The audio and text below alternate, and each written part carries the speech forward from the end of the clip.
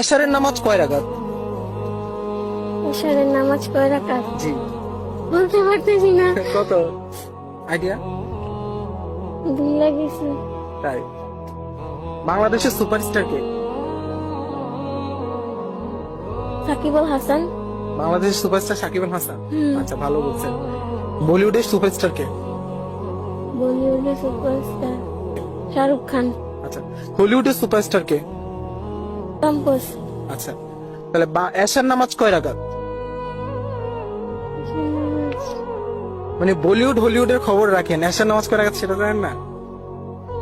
জোহরে নামাজ পড়তে সর্বনিম্ন ভালো কথা যদি আপনি একটু তাড়াতাড়ি পড়তে যান আপনার 10-15 মিনিট সময় লাগবে। আমার টিফিন আওয়ার দেয় আমাকে 20 মিনিট। আমি নামাজ পড়বো, ওয়াশরুমে যাব, ওযু করব, খাবো, কোন সময় আমি নামাজটা পড়বো? একটা মুসলমান হিসেবে আমার নামাজটা আদায় করতেই হবে, কিন্তু ওই ফ্যাসিলিটি পর্যন্ত আমাদের নাই। আপনি যদি বলেন আমার দাবি কোনটা, আমি কোনটা পেশ করব?